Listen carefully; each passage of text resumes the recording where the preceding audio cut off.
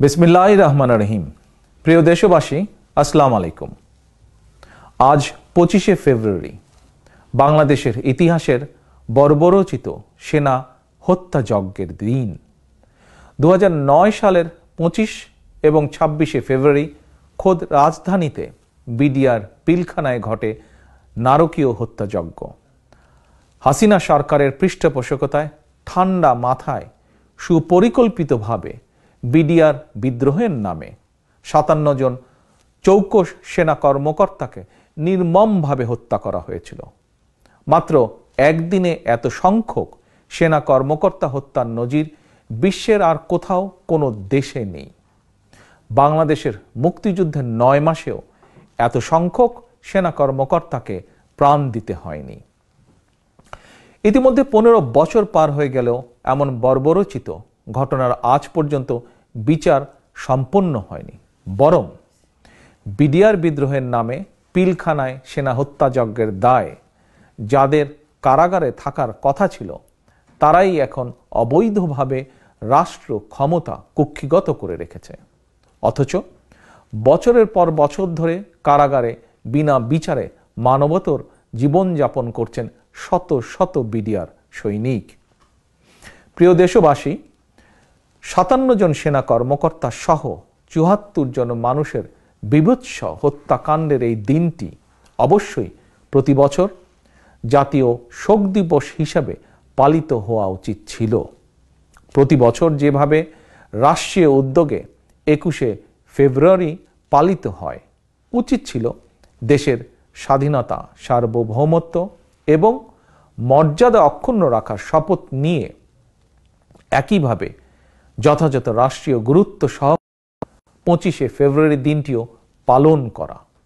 অথচ সচেতনভাবেই গুরুত্বহীন আর অবহেলায় বাংলাদেশের ইতিহাসের ভয়াবহতম দিনটি প্রতি বছর নীরবেই পার করে দেয়। বাংলাদেশের ইতিহাসের ভয়াবহ এই দিনটিকে কেন যথাযথ গুরুত্ব দেওয়া হচ্ছে না, সংশয়, সন্দেহ, রহস্য এখানেই। প্রিয় দেশবাসী, তথ্য প্রমাণে দেখা যায় 2009 সালের 25শে ফেব্রুয়ারি সকালে বিডিআর পিলখানার দরবার হলে 10:42 দিকে প্রথমেই বিডিআরের তৎকালীন ডিজি মেজর জেনারেল শাকিল আহমেদকে গুলি করে হত্যা করা হয়। দরবার হলের ভয়ঙ্কর পরিস্থিতি আঁচ করতে পেরে মেজর জেনারেল শাকিল প্রায় 9:30টার সময় দরবার হল থেকেই সরাসরি তৎকালীন সেনাপ্রধান মইনুল আহমেদকে ফোন করে পরিস্থিতি নিয়ন্ত্রণে সাহায্য চান। মেজর জেনারেল শাকিল 9:38 দিকে শেখ হাসিনাকেও ফোন করেন, পরিস্থিতি নিয়ন্ত্রণে সাহায্য কামনা করেন। প্রিয় দেশবাসী, প্রশ্ন হলো, বিডিআরের ডিজি গুলিতে নিহত হওয়ার 1 ঘন্টা আগে দেশের সেনাপ্রধান এবং প্রধানমন্ত্রীকে বিডিআর পিলখানার ভয়ানক পরিস্থিতি জানানোর পরও পরিস্থিতি নিয়ন্ত্রণে কেন কোনো উদ্যোগ নেওয়া হলো না বা হয়নি? বিডিআর পিলখানা থেকে সেনানিবাসের দূরত্ব যারা আপনারা ঢাকা শহরে থাকেন তাদের সকলেরই ধারণা আছে খুব বেশি দূরত্ব নয়। তারপরও কিভাবে একের পর এক 57 জন চৌকস সেনা কর্মকর্তা নির্মম হত্যাকাণ্ডের শিকার হলেন, এটি প্রমাণ করে সেনাবাহিনীর বিরুদ্ধে আওয়ামী অপশক্তির ধারাবাহিক ষড়যন্ত্রের অংশ হিসাবে বিডিআর বিদ্রোহের নামে সেনা হত্যাযজ্ঞ ছিল অত্যন্ত সুপরিকল্পিত। দেশপ্রেমিক প্রিয় ভাই ও বোনেরা, সেনা হত্যাযজ্ঞের ঘটনাটি সরাসরি দেশের স্বাধীনতা, সার্বভৌমত্বের সঙ্গে সম্পর্কিত বিষয়। অথচ সেনা হত্যাযজ্ঞের মতন স্পর্শকাতর এবং জাতীয় গুরুত্বপূর্ণ ঘটনার তদন্ত নিয়েও আওয়ামী সরকার ইচ্ছাকৃতভাবে চরম উদাসীনতার পরিচয় দিয়েছে। সেনা হত্যাযজ্ঞ মামলার তদন্ত আব্দুল কাহার আকন্দ নামে এমন একজন বিতর্কিত ব্যক্তিকে দেওয়া হয়েছিল, যে পুলিশের চাকরি থেকে অবসর নেবার পর এমপি হওয়ার জন্য তার নিজের এলাকায় স্থানীয় আওয়ামী লীগের রাজনীতিতে সক্রিয় হয়েছিল। 2008 সালের জাতীয় নির্বাচনেও আওয়ামী লীগ থেকে এমপি মনোনয়ন চেয়েছিল এই ব্যক্তি। পুলিশের চাকুরিতে পুনর্বহাল করে চিহ্নিত এই আওয়ামী লীগ নেতাকেই কেন সেনা হত্যাযজ্ঞের মতন এমন একটি স্পর্শকাতর মামলার তদন্ত ভার দেওয়া হলো? এরপর গত 15 বছরেও সেনা হত্যাযজ্ঞের সুষ্ঠু তদন্ত এবং বিচার না হওয়ায় প্রমাণিত হয়েছে শেখ হাসিনা এবং তার বিশেষ খনি বাহিনীকে আড়াল করার জন্যই বিশেষ উদ্দেশ্যে আওয়ামী নেতা কাহার আকন্দকে সেনা হত্যাযজ্ঞ মামলার তদন্তের দায়িত্ব দেওয়া হয়েছিল। প্রিয় দেশবাসী, সেনা হত্যাযজ্ঞ মামলার তদন্তের নামে আওয়ামী নেতা কাহার আকন্দ শত শত বিডিআর জওয়ানকে নির্বিচারে গ্রেফতার করেছে। এরপর তদন্তের নামে চালিয়েছে অকথ্য নির্যাতন। কাহার আকন্দের নির্মম নির্যাতনের শিকার অনেক পরিবারের সদস্যদের অভিযোগ, নির্যাতনের কারণে অর্ধ শতাধিক বিডিআর সদস্যের মৃত্যু হয়েছে। এমনকি যারা বেঁচে থাকলে বিডিআর বিদ্রোহের প্রকৃত কারণ বেরিয়ে আসার সম্ভাবনা ছিল এমন অনেককেই আবুল কাহার আকন্দ পরিকল্পিতভাবে নির্যাতন চালিয়ে হত্যা করেছে। আর সেনা হত্যাযজ্ঞের 15 বছর পরও বর্তমানে বিনা বিচারে শত শত বিডিআর সৈনিক কারাগারে মানবেতর জীবন যাপন করছে।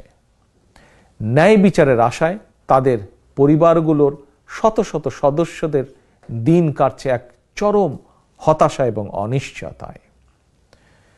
প্রিয় ভাই ও বোনেরা, আপনাদের অনেকেরই মনে আছে হাসিনা সরকার সেই সময় সফলভাবে সেনা হত্যাযজ্ঞ সম্পন্ন করার পর বিক্ষুব্ধ সেনাবাহিনী সেনা হত্যাযজ্ঞের বিচার দাবি করেছিল।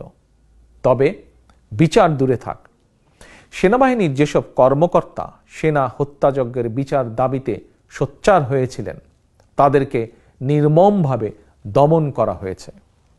তাদের অনেককে নানা অজুহাতে চাকুরি থেকে বাধ্যতামূলক অবসর দেওয়া হয়েছে। প্রিয় দেশবাসী, নিশ্চয়ই আপনাদের স্মরণ আছে প্রধান বিচারপতি এস.কে. সিনহাকে দেশ থেকে বের করে দিয়ে শেখ হাসিনা যেভাবে অন্য বিচারকদেরকে সতর্ক বার্তা দিয়েছিল, ঠিক একইভাবে সেনা হত্যাযজ্ঞের বিচার দাবি করা সেনা কর্মকর্তা এবং সদস্যদের বিরুদ্ধে দমন নীতি চালিয়ে সেনাবাহিনীকেও সতর্ক বার্তা দেওয়া হয়েছিল। ফলে দেখা যায় সেনাবাহিনীও মনে হয় এখন সেনা হত্যাযজ্ঞের দিনটি শোক ও শপথের প্রত্যয়ী দিন হিসাবে পালনের গুরুত্ব ভুলতে বসেছে। প্রিয় দেশবাসী, ইতিহাস সাক্ষী সেনাবাহিনীকে দুর্বল করে রাখার আওয়ামী ষড়যন্ত্র নতুন কিছু নয়। সেনাবাহিনীকে দুর্বল করে রাখতে স্বাধীনতা উত্তর বাংলাদেশে সেনাবাহিনীর প্যারালাল রক্ষী বাহিনী তৈরি করা হয়েছিল। দেশকে তাবেদার রাষ্ট্রে পরিণত করতে আওয়ামী লীগ এবং তাদের দেশি বিদেশি দোসররা সেনা কর্মকর্তা এবং সেনা সদস্যদেরকে মুখোমুখি করে দিয়েছিল, দেশে গৃহযুদ্ধ পরিস্থিতি সৃষ্টি করেছিল। তবে 1975 সালের 7ই নভেম্বর সিপাহী জনতার ঐক্যবদ্ধ বিপ্লবের মাধ্যমে দেশ এবং দেশের সেনাবাহিনীর বিরুদ্ধে আওয়ামী এবং তাদের দোসরদের সকল ষড়যন্ত্র রুখে দেওয়া হয়।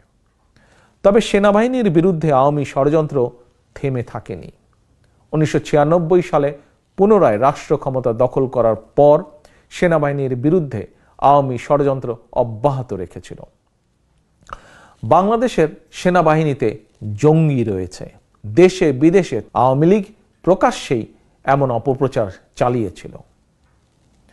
সুতরাং বিডিআর বিদ্রোহের নামে 2009 সালের সেনা হত্যাযজ্ঞ কোনো বিচ্ছিন্ন ঘটনা ছিল না, বরং এটি ছিল সেনাবাহিনীর বিরুদ্ধে আওয়ামী লীগ এবং তাদের দোসরদের ধারাবাহিক ষড়যন্ত্রের বাস্তবায়ন। স্বাধীনতা প্রিয় দেশবাসী, বারবার প্রমাণিত হয়েছে দেশের সেনাবাহিনী এবং জাতীয়তাবাদী শক্তি সক্রিয় এবং শক্তিমান থাকলে আওয়ামী অপশক্তির পক্ষে কখনোই অবৈধভাবে ক্ষমতা কুক্ষিগত করে রাখা সম্ভব নয়।